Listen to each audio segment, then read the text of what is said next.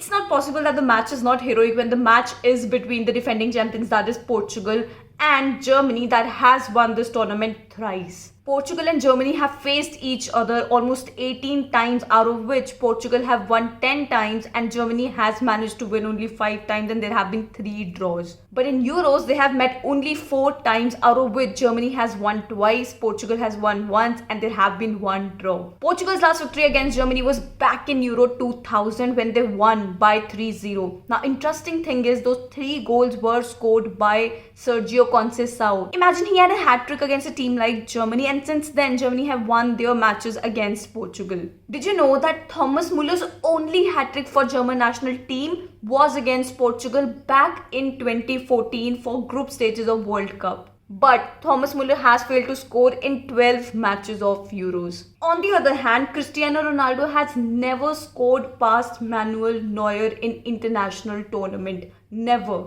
Now the thing is that Portugal has the finishing touch. They can actually convert the chances that they'll be taking in this match. So that will hurt Germany a lot, because Portugal has players like Cristiano Ronaldo, Bernardo Silva, Diogo Jota, Bruno Fernandes, who can easily find the net. But on the other hand, Germany is completely failing to find the net so that they can win the matches. That is not happening for Germany. Not that they do not have good attacking players, because they have players like Gnabry, Thomas Müller, Timo Werner, Kai Havertz, then Sané. They have such good players too, but they're lacking that link-up play so that they can get a goal for Germany. What Germany lacks is an out-and-out goal scorer, which Portugal has in Cristiano Ronaldo. Muller definitely has to step up and find his goal-scoring boots in a match like this. Against France, Germany failed to convert from set pieces. They had almost 2 free kicks and 5 corners. Germany should try and get a goal from these set pieces, because it will actually put them in a better position. Good thing for Germany is that Bayern Munich duo, that is Leon Goretzka and Jamal Musiala, they are back. They are fit and fine, so that would actually help Germany a lot. And Lukas Klostermann is suffering from a thigh injury, and it is very unlikely that he'll be playing in the tournament,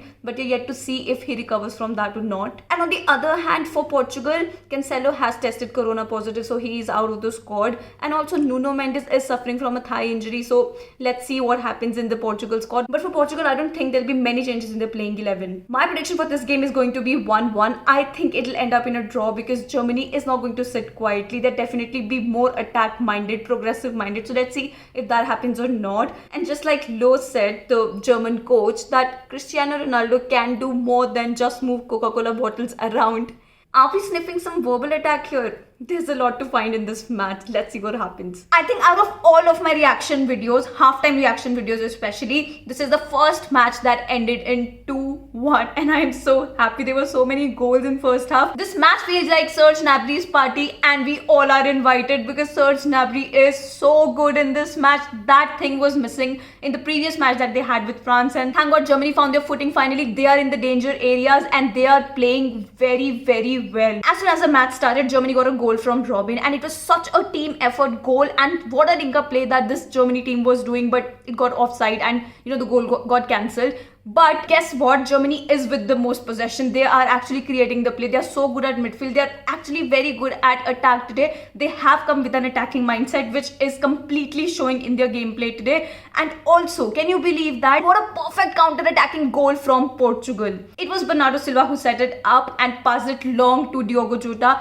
Diogo controlled the ball so well, and I'm so happy he plays for Liverpool. Anyhow, Diogo Jota controlled the ball so well in that penalty area and passed it to Cristiano Ronaldo. And when the ball is with Ronaldo, where will it end? It was a perfect counter-attacking goal, and what a link-up by the forwards of Portugal. But guess what? The morale of the Germany team did not get deteriorated by this goal, because they were all out today with that progressive mindset, and that was seen in the match today, because then later on Germany got 2 goals. And okay, they were 2 own goals. First goal for Germany was set up by Thomas Müller, who passed it to Robin, and then he passed it to Kai Havertz. Even though it was an own goal by Ruben Dias, but the pressure put up by Kai Havertz was enough for that goal. And the second goal was also an own goal. Imagine. The second goal was built up by Rudiger. It was a through ball, and finally it went to Joshua Kimmich, who passed it in the penalty area, and Kai Havertz was again there. But it was Guerrero who found the net. Can you believe that this is the first time that there have been 2 own goals in a finals match of Euro? Euros. What a brilliant match, but I think Portugal has nothing to worry about because as soon as the ball gets in the feet of Cristiano Ronaldo, you know it's going to find the net, and that can happen because the attacking of Portugal is damn good. So Germany can't take it easy. They can't settle with this 2-goal because if they have to win the match, they need to go all out even in the second half, even though it's Germany who's more threatening, but they cannot take Portugal lightly. They are the defending champions and they are going to fight it till the end anyway. Let's just see what happens in the second half, but I'm sure it's going to get very hot. Oh my god, this man. Where is he? Wait. This man. Wow. Wow. Final 15 minutes of the game. And my prediction was 1-1. Imagine. It's 2-4. Oh god, how could I be so wrong? This group is called the most dangerous group. The group of death for a reason because of this. Because of this. You know, anything can happen in a group like this when they have such superstar players, such superstar teams in a group packed together. How good was this match and how important and massive this win was for Germany? The match ended at 4-2. 4-2. 6 goals in a match. It's such a superstar match and it was so much fun to watch this match. My goodness. The third goal for Germany, the Kai Havertz goal, was just too easy. It became so easy for Germany to find the net. The third goal for Germany was Müller, Gosens and Kai Havertz. That easy, that simple. That's how they're linking up in their attack. Fourth goal, Robin Gosens on fire. How good was he in this match? And then Diogo Jota found the net for Portugal. It was from a free kick, and that is why it is so important to, you know, take free kicks and these set pieces seriously, and that's what they did. It was 2-4, and had Portugal gotten another goal, that would have gotten very difficult for Germany to make a comeback, because I'm sure then that match would have ended in a draw. It would have been 4-4, imagine. How good was Rudiger today? How good was Matthias Ginter today for Germany? And Manuel Neuer, I don't even have to say anything for him. Everything was working for Germany. Their attack, their midfield, everything was on point. They came here to attack, they came here to win the match, and that's what they did. I can't even believe how important the next fixtures are for this group. France versus Portugal and Germany versus Hungary. Anything can happen. I'm telling you, Hungary can surprise everyone in that match too. It is possible. What is going to happen in France versus Portugal? Imagine that match. How come Portugal's defense was so underconfident today? It surprises me. They had Pepe, they have Ruben Diaz, one of the best defenders. It is exactly the kind of match from which Germany needed confidence. They needed to make a statement, and that's what they did. It was a very loud and clear statement made by Germany. Let's see what they do with Hungary, because I'm sure Hungary is not going to give it very easy to Germany. It's not going to happen.